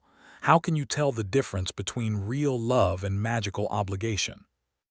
Minjun must sense her thoughts through the bond because his expression shudders. It's okay, he says, pulling away from her. We tried. It's not your fault. Don't do that, don't shut me out. I'm not shutting you out, I'm being realistic. Minjun stands up, swaying slightly. The curse wants true love, maybe what we have isn't. Don't you dare finish that sentence, Zara snaps, standing to face him. Don't you dare tell me what I feel isn't real. Then why isn't it working? Minjun's voice breaks. Why am I getting worse? Zara has no answer for that. Seeking answers. 2 hours later, they're standing in front of a door that shouldn't exist. Minjun had disappeared through this door weeks ago. Zara remembers it clearly. Now he's brought her along, and she understands why he was so secretive. The door opens onto a bookshop that definitely wasn't there a second ago. The air smells like old paper and something else, something that makes Zara's wolf hackles rise. Magic. Old magic. Minjun, a voice calls out, sounding distinctly unimpressed. Back again. At this rate I should charge you rent. A man emerges from between towering bookshelves. He's beautiful in an otherworldly way, copper hair, green eyes that seem to see right through you, an ageless quality that says he's definitely not human or werewolf. Adrian, Minjun greets him. I need your help. Shocking, Adrian replies dryly. Then his eyes land on Zara and his eyebrows rise.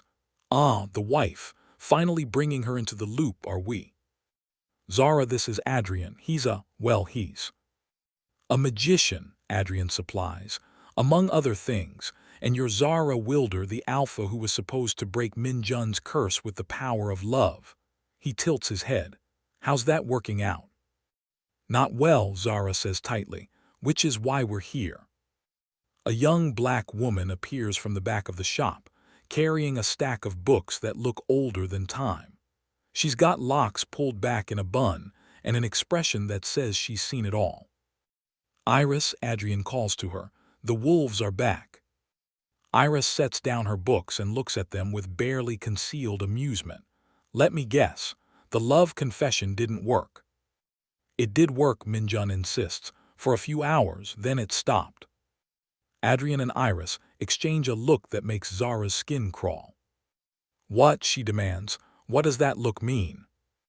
It means, Adrian says slowly, that you're dealing with a curse that's a lot smarter than you thought. He gestures for them to sit, And suddenly, there are chairs that definitely weren't there a moment ago. Zara's starting to understand why Min Jun was so freaked out about this place. The curse your great-great-grandfather earned, Adrian explains to Min Jun, wasn't just about finding love. It was about learning a lesson. What lesson? Min Jun asks. The witch he wronged, her name was Althea, by the way. She wasn't just angry about the land. She was angry about being dismissed, belittled, treated as less than, told that she had no power. Zara's stomach clenches. She knows that story all too well. So the curse, Adrian continues, requires the Kang heir to find someone who understands that pain, someone who's been dismissed and underestimated, someone strong enough to stand on their own but willing to be vulnerable enough to love. His eyes move to Zara, someone like you. Okay, Zara says slowly. So I fit the criteria. I told him I love him. Why isn't it working? Because love isn't just words, Ira says gently. It's action, it's choice.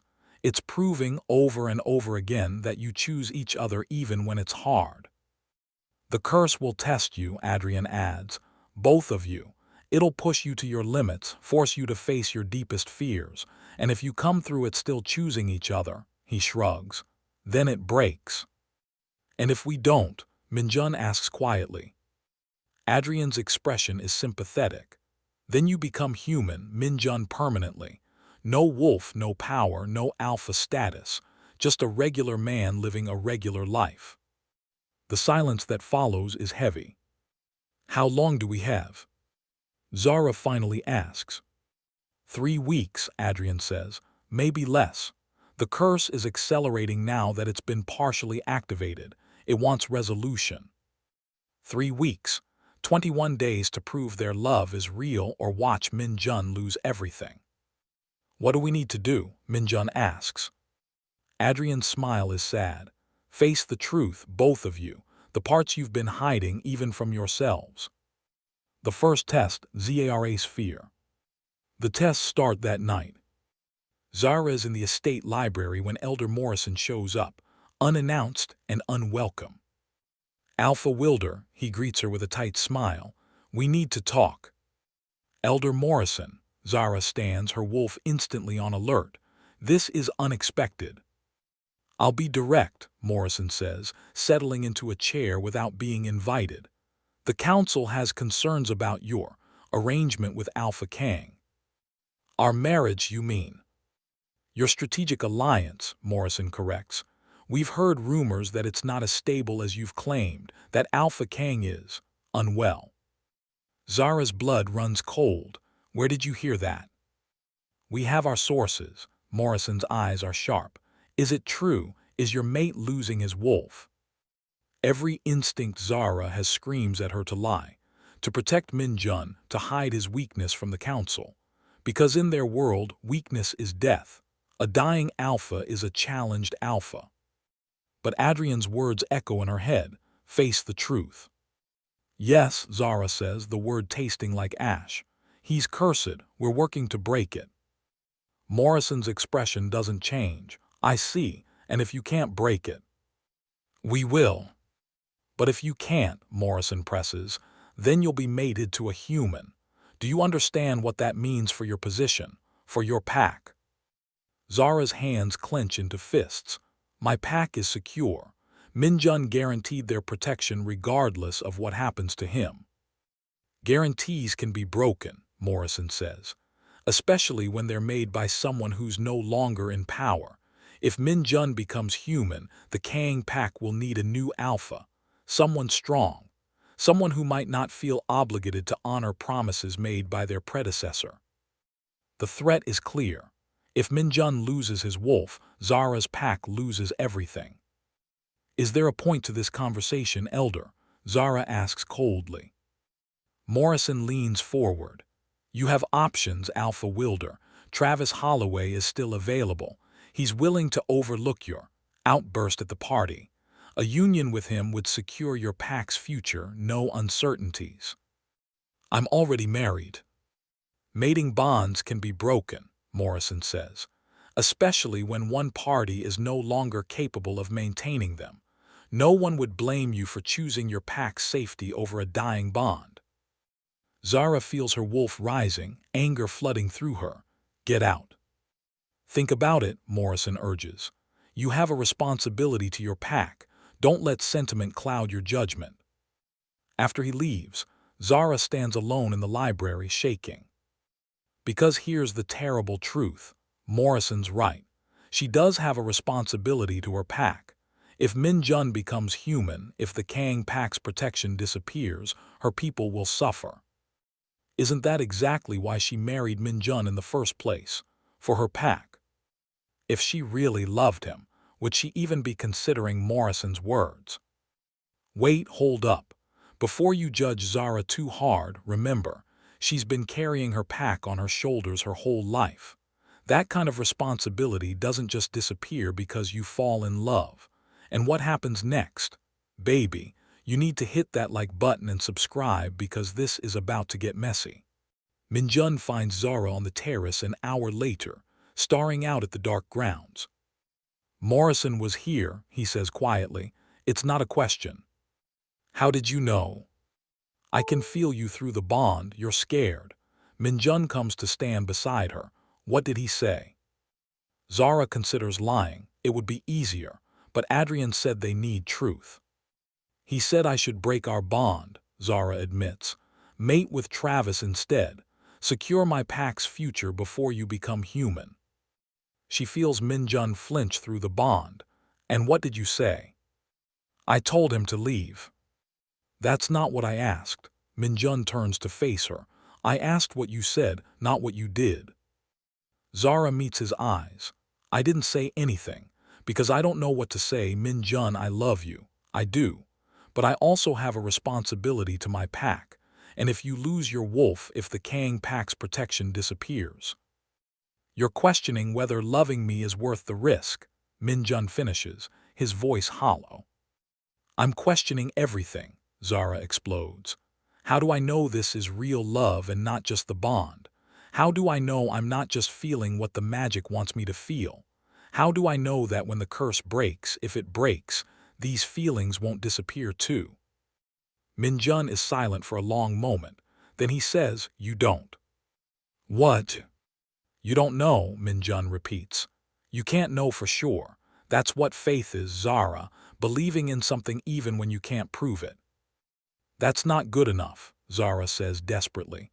I need certainty. I need to know that if I choose you, I'm not destroying everything I've built. Then choose your pack, Min Jun says quietly. I won't blame you. I won't fight it. If you need certainty more than you need me, then maybe Morrison's right. Maybe we should break the bond.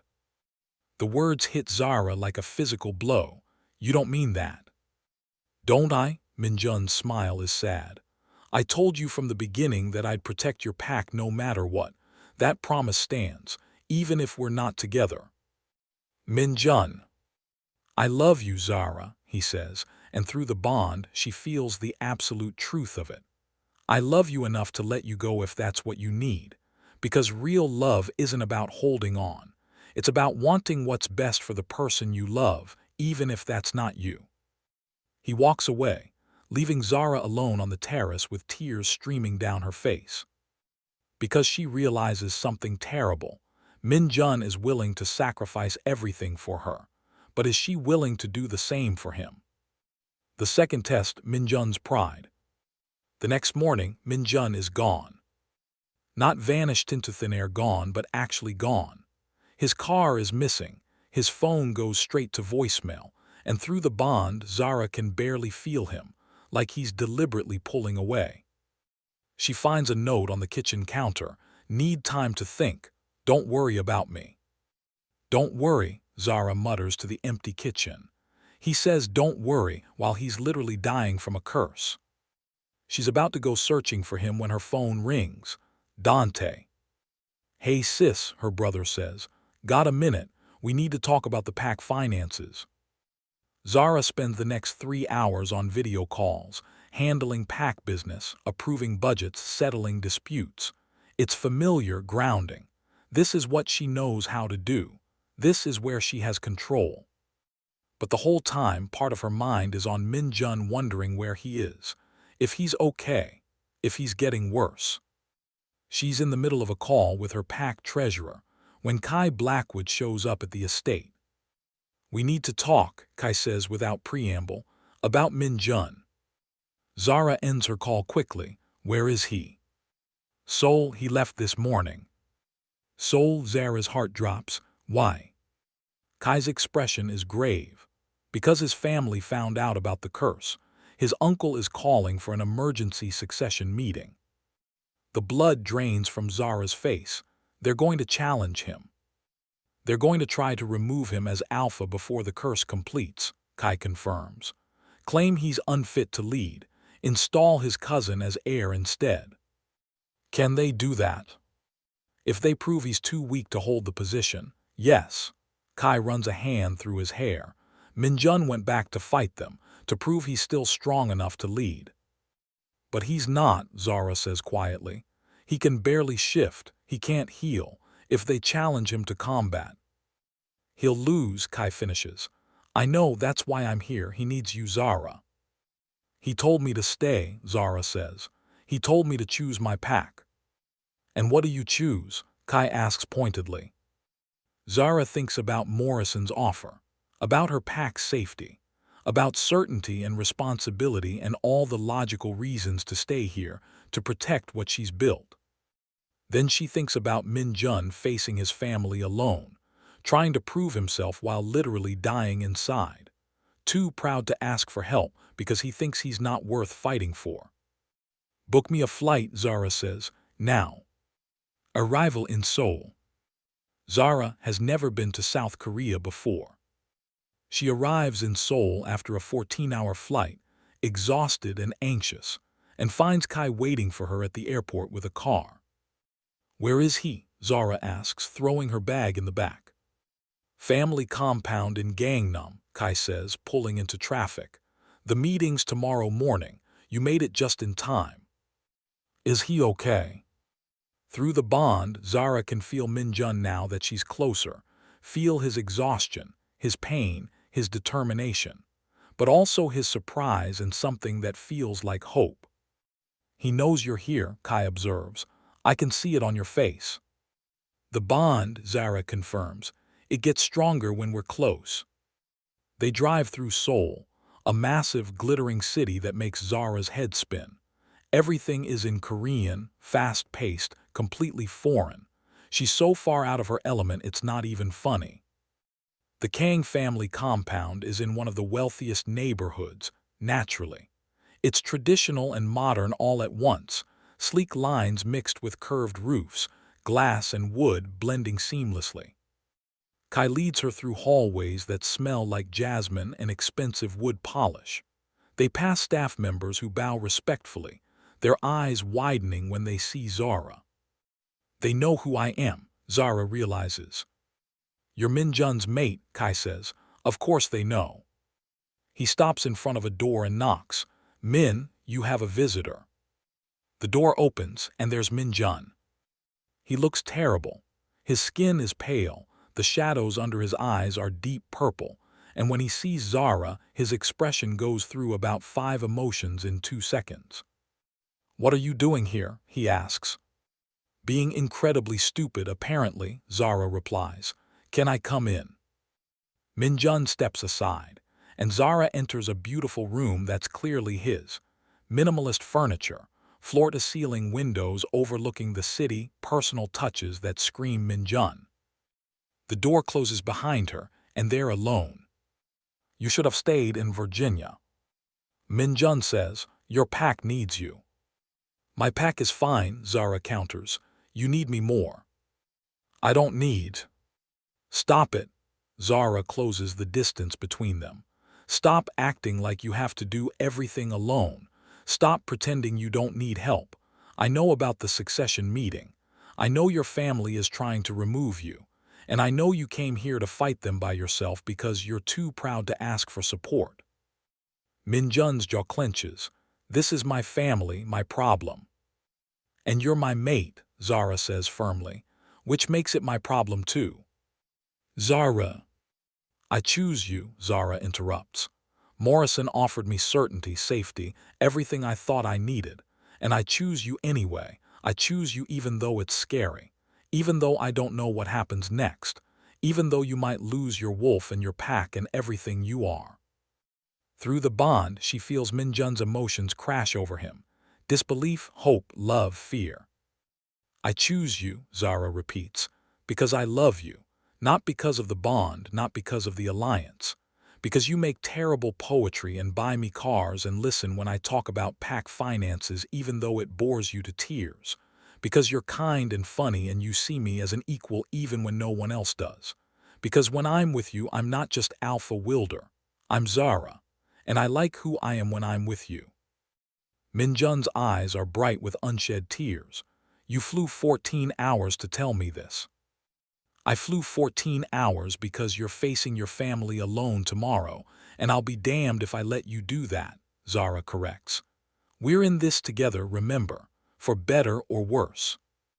We haven't actually said vows yet, Minjun points out, his smile trembling. Then we'll say them tomorrow, Zara says, right before we tell your family exactly where they can shove their succession challenge. Minjun laughs, actually laughs, and pulls her into his arms. I love you, he murmurs into her hair. God, Zara, I love you so much. I love you too, Zara says. Now tell me everything about this meeting so we can figure out how to win. The succession meeting. The next morning, Zara walks into the Kang family meeting room wearing a dress that costs more than her car, Minjun insisted, and an expression that says she's ready for war. The room is full of powerful wolves, Minjun's uncle, his cousins, various family members who all look at Zara with barely concealed disdain. She's an outsider here. American. Black. Not what they expected for their golden heir. Minjun sits at the head of the table and Zara takes her place beside him. Their hands find each other under the table, fingers interlacing. Uncle Di-young, Minjun greets the older man formally. Thank you for calling this meeting, though I wish you'd consulted me first. We consulted the elders, Di-young replies in heavily accented English, a courtesy for Zara, she realizes. They have concerns about your fitness to lead. Based on what evidence? Based on the fact that you're cursed, Di-young's son Jinsu speaks up. He's handsome and ambitious and Zara dislikes him immediately. That you're losing your wolf. That you made a desperate marriage to try to break the curse and failed. I haven't failed, Minjun says calmly. Haven't you? Jinsu gestures at Minjun's hand where the dark veins are clearly visible. You can barely shift. You can't heal. You're weak, cousin, and weak alphas get people killed. Zara feels Minjun's anger spike through the bond, but his expression stays calm. The curse is breaking. It just needs time. Time we don't have, Di-young says. The pack needs strong leadership now. I propose we initiate succession protocols. Install Jinsu as interim alpha until you've resolved your situation. You mean until I'm human, Minjun says flatly. The silence that follows confirms it. Zara has heard enough. She stands and every eye in the room turns to her. With respect, Elder Kang, Zara says, her voice cold and clear, you're making a mistake. This doesn't concern you, Mrs. Kang, Di-young says dismissively. It absolutely concerns me. Minjun is my mate. His pack is my pack. And I won't stand by while you try to remove him based on a temporary weakness. Temporary, Jinsu scoffs. He's dying. He's fighting, Zara corrects. He's fighting a curse that's lasted generations, and he's winning. The fact that you can't see that says more about your weakness than his. Jinsu's eyes flash. Careful, American, you're a guest here. I'm an alpha here, Zara snaps back. Just like Minjun and unlike you, I've actually led a pack through hard times. I've made impossible choices and kept my people safe. So don't talk to me about weakness when you're trying to steal power from someone who's actually earned it. The room erupts in angry muttering. Di-young holds up a hand for silence. Bold words, he says to Zara. But words don't change facts. Minjun is compromised. The pack needs certainty. The pack needs loyalty, Zara counters.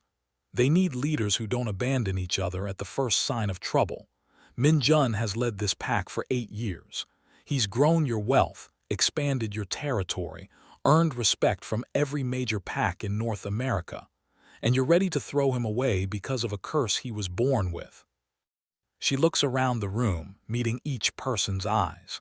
What happens when one of you faces hardship? When you make a mistake or get injured or need support? Will you be thrown away too? Or is loyalty only disposable when it's inconvenient? Some of the family members look uncomfortable now. The curse will break, Zara continues. Minjun and I will break it. But even if we don't, even if he becomes human, he's still brilliant. He's still a better leader than most wolves I've met. Power isn't just about strength. It's about wisdom, strategy, caring about your people. She turns to Di Yong. So here's what's going to happen. You're going to table this succession nonsense and give us the time we were promised. And in 3 weeks, when the curse breaks, Minjun is going to remember exactly who stood by him and who tried to steal from him. The threat is clear. Di Yong's expression darkens, but before he can respond, something happens. Minjun gasps, his hand going to his chest. Through the bond, Zara feels a surge of power so strong it nearly knocks her over. The dark veins on Minjun's hand are receding, right there in front of everyone. The wound is healing, color returning to his skin. What? Minjun stares at his hand in wonder. Zara feels it too, the curse breaking, crumbling away like old stone. The bond between them flares brilliant and gold, stronger than it's ever been. It's working, Zara breathes. Minjun, it's working. And she understands now. The curse didn't break because she said she loved him. It didn't break because they bonded. It broke because she proved it. Because she flew across the world to stand beside him. Because she fought for him when he couldn't fight for himself. Because she chose him over safety, over certainty, over everything else. Because that's what real love is. Not words, action. Minjun stands, and Zara can feel his power returning, his wolf surging back, strong and whole. His eyes flash gold, his presence filling the room in a way it hasn't in weeks. As I was saying, Minjun addresses his uncle, his voice carrying alpha command now, the curse is breaking. Any other concerns about my fitness to lead? The silence is deafening. That's what I thought, Minjun says. This meeting is over. Uncle, cousin, I appreciate your concern, but the Kang pack is mine, and it's going to stay mine. He takes Zara's hand and walks out, leaving his family staring after them in shock. Okay, stop right there. Did you just see that? Did you see Zara walk into a room full of wolves who wanted to tear her man down and read them for filth? And then the curse started breaking right there. If you're not subscribed yet, what are you even doing? Hit that button because we're in the home stretch and you do not want to miss how this ends. The final break. They make it back to Minjun's room before the emotions hit. Zara's hands are shaking as she closes the door behind them. The adrenaline from the meeting is wearing off, leaving her hollow and exhausted. That was insane, she says. I can't believe I just... Minjun cuts her off with a kiss. It's desperate and grateful and full of relief. When they break apart, they're both breathing hard. You flew across the world for me, Minjun says, cupping her face. You stood up to my family. You fought for me when I was ready to give up. Of course I did, Zara replies. I love you, you idiot. Say it again. I love you, I love you, I love you, I love you. Zara punctuates each declaration with a kiss. I choose you, every time, even when it's scary. Through the bond, she feels the curse continuing to break.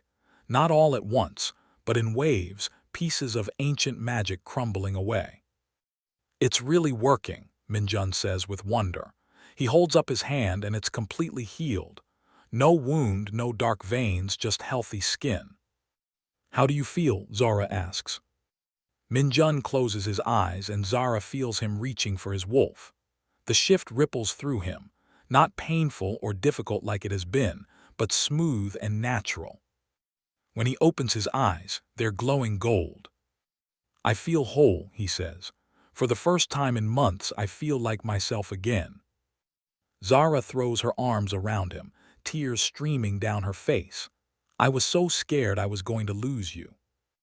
Never, Minjun murmurs into her hair. You're stuck with me now. They hold each other for a long moment, the bond between them settling into something permanent and unbreakable. This isn't the forced bond from their wedding ceremony. This is real, chosen, earned. 3 weeks later, Virginia. The second wedding is everything the first one wasn't. It's small, just close friends and family, held in the garden of the Kang estate on a perfect spring afternoon. Zara chose everything herself this time, from the flowers to the music to the dress. She stands in front of a mirror, adjusting the white gown with gold embroidery that she fell in love with the moment she saw it. It's beautiful and comfortable and completely her.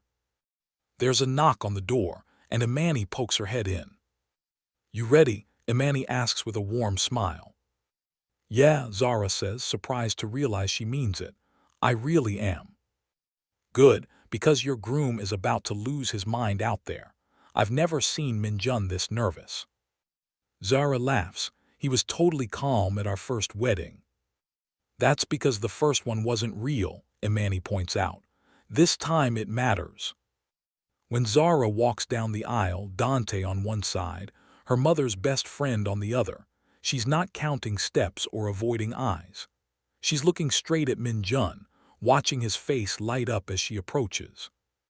He's wearing a traditional Korean hanbok in deep blue, and he looks so handsome that Zara's breath catches.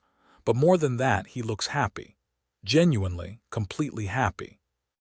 The ceremony is simple and perfect. They exchange vows they wrote themselves, real promises this time, not just legal words. I promise to stand beside you, Minjun says, his voice steady even as his eyes shine with tears. Not in front of you, not behind you, but beside you. As your equal, your partner, your mate. I promise to fight for you, to trust you, to love you even when it's hard, especially when it's hard. I promise to choose you, Zara responds.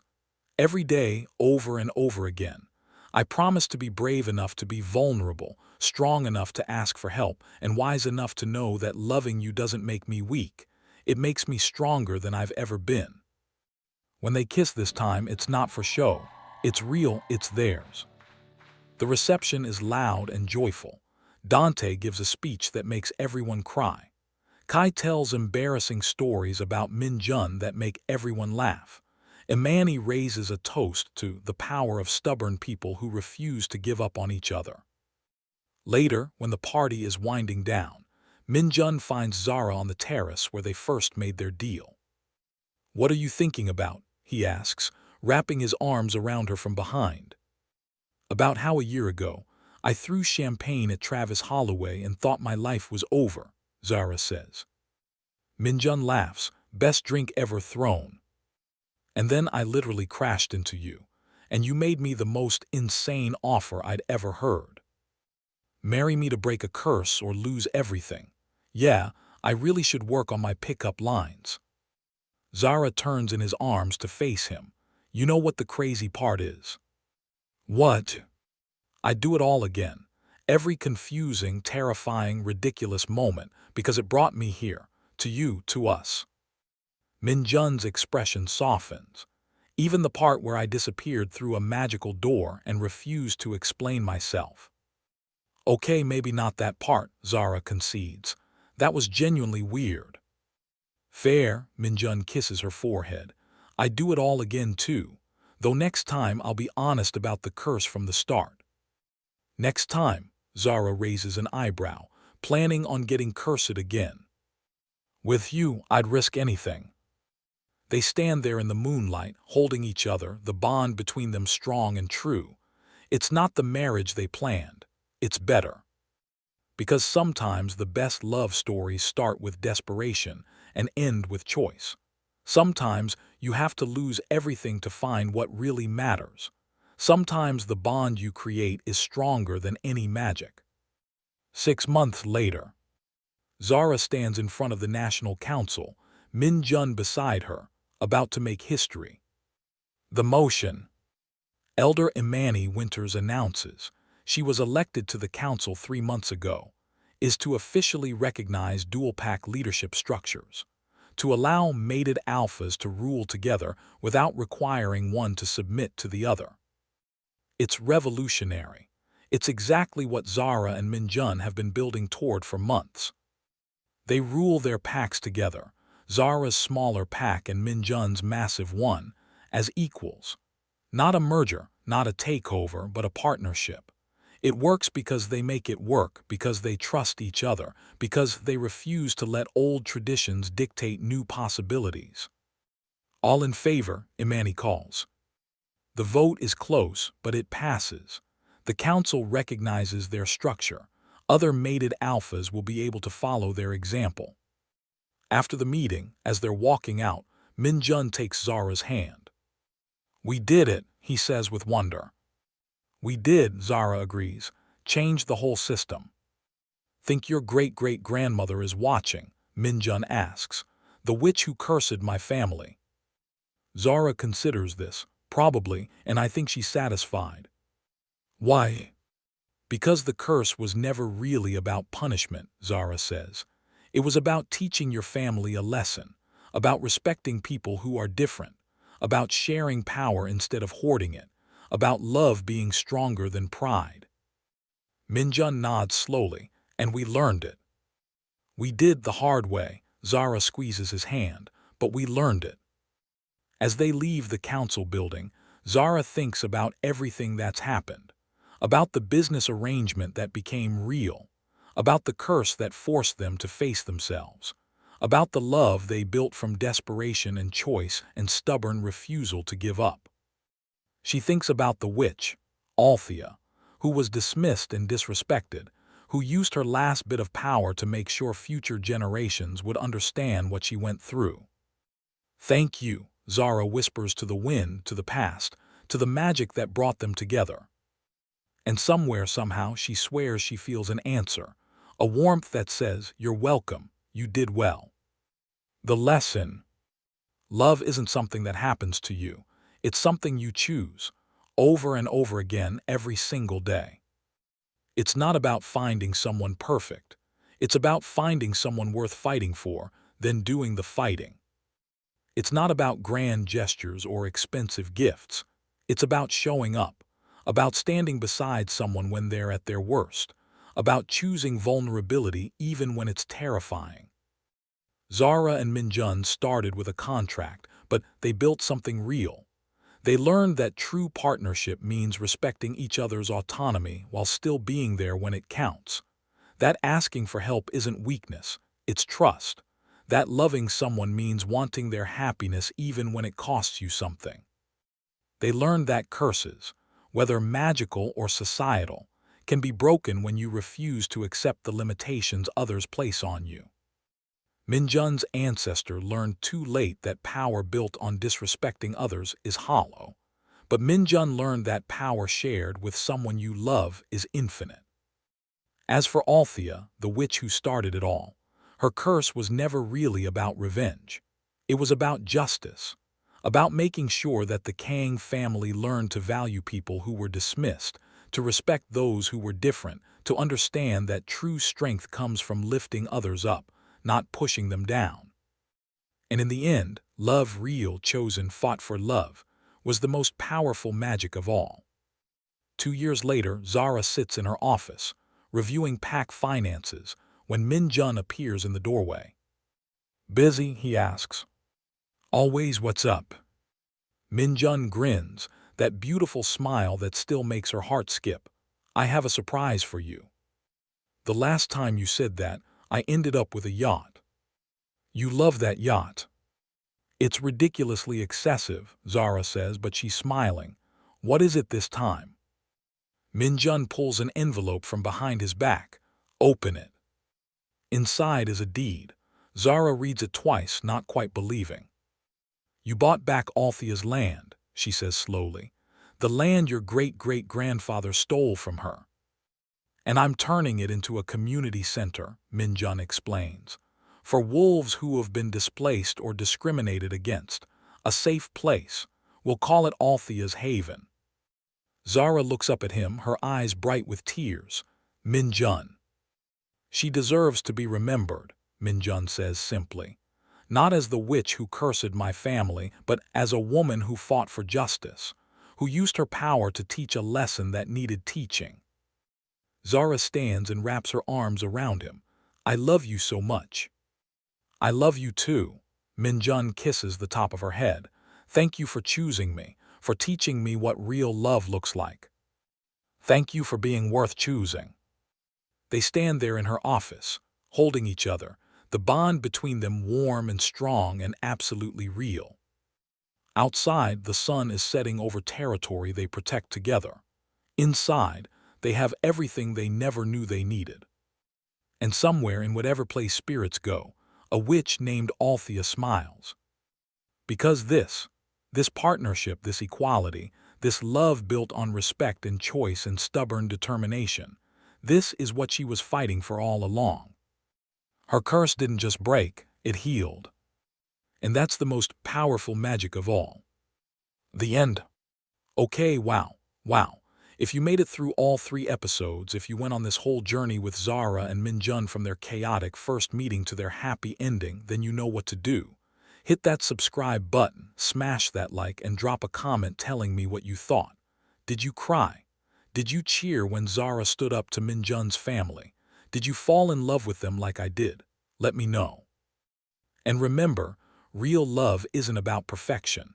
It's about choice. It's about showing up even when it's hard. It's about finding someone who makes you braver than you are alone. So take that lesson into your own life.